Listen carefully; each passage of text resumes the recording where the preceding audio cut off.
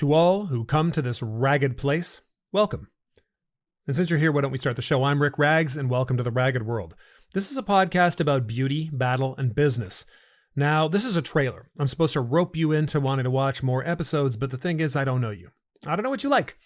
What I do know is what I like. And what I like is the ragged ones, the weird ones, the creators, the people who put their businesses together a little differently, the people who put their lives together a little differently, the people who look at beauty in an unconventional way, the people who face battle and death in an unconventional way, even the people who make some of the sexy stuff. Anybody who's considered an outsider, these are the people that I love. These are the people that I want to have conversations with and that I want to share these conversations with you. You know what they say, if you can't be an insider, you bring the outside in. And that's the spine of this show. And rather than ramble at you anymore, what I'm going to do is show you a montage. Why ramble when you can montage? So I'm going to show you a montage of the last two guests that we had on. We had Vicky Clarici, aka Makeup Billy, who's a master horror movie mask maker, and John Christian Ashby, who is a narrative high concept style photographer. Everything they do is amazing. They both approach their art in a slightly different way, and I think you're going to love listening to these people. Now, remember, this is the Ragged World. This is an adult conversation, so your virgin ears may hear something you didn't expect, so you've been warned. You have everything you need to go into this with your eyes open. So, without further ado, montage. Like, what do these two masks represent then? What's the intrinsic beauty of these two masks? How about that?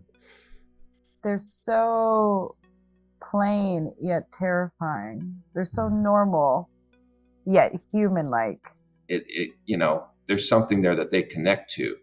And when they see that the fear, the panic, the depression, and what it's like to be overwhelmed by your emotions, in the case of the photo, in a very physical, drowning way, it connects with people. And I got to that place simply by sitting down on the couch, having tea, and getting to know Andrea. Yeah.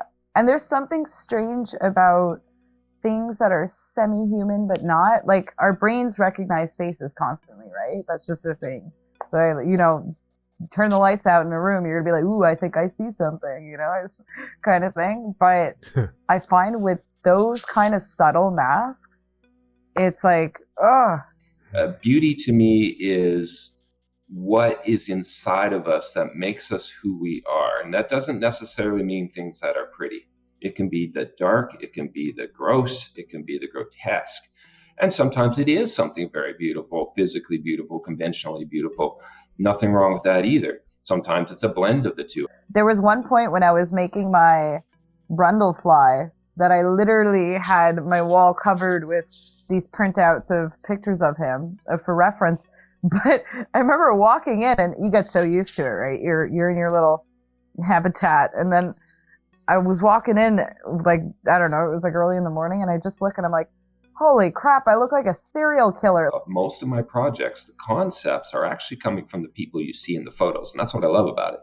On occasion I'll dream up my own, but a lot of the time they're coming to me and they're like, I want to do something like this. And right there is your starting point. Why? Why do you want to be this monster? Why do you want to, be in shadows wearing lingerie? What is it that draws this idea? Why do you want to show this to the world? I think the hardest thing as an artist is to convey, how much you love it too to people. Like, we're doing this online, right? Like, a lot of time it's just visual. And I've had so many people come up to me and be like, I could feel like that you're genuine about this. And I'm like, fuck off. Like, of course. Say a Satanist comes in and wants to do a hardcore image and I publish it. Well, I know a lot of Christian people who probably would be rather off-put by that. But I'm not going to feel pressure from them to not, say, publish work that I think is important, nor am I a Satanist? Ooh, I think because it's art. You can't make money off of art, right? Like, yeah, everybody scares us. Like, it's a whole fucked up thing where people are so like, stay there and only do this and do your 9 to 5. And fuck, like, I did that for years, man. I always hustled. I always had like 3 jobs going at the same time in order, to fund what I do as a passion, my art. But as I've gotten older, I think back to when I was a kid and I looked at adults, we all looked up to them like they were these infallible things because they were, wise and they knew about the world. And then as we grew up, we realized, yeah, they were actually just old kids. And so are we, I had a moment where I was always living in apartments, finally saved up enough with my ex to then move back to the burbs and get a home, get that all going. And again, like I hit one of those points. I hit like a huge down and I was like, dude, I'm not like the house picket fence kind of person. Like, you know what I mean? Like I'm happy I live where I live now, obviously, because I am that person who wants to be hidden in the woods somewhere. We all have our unique personalities and our unique paths, and that is part of what makes the world beautiful. That's part of why I like to show the beauty of people, because everyone's growing and learning and becoming who they are in different ways. And in a way, documenting that allows us to connect to one another, even if it's just for looking at a photo and being like, I get that. I get what that person feels like. I felt like that. I feel like that now, or maybe I felt like that 10 years ago and I pushed through.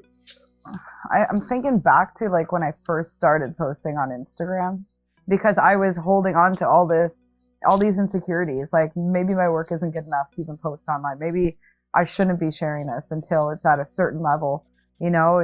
Or that little voice in our brain sometimes kind of wants to shut us down. And I just hit a point where I was like, you know what?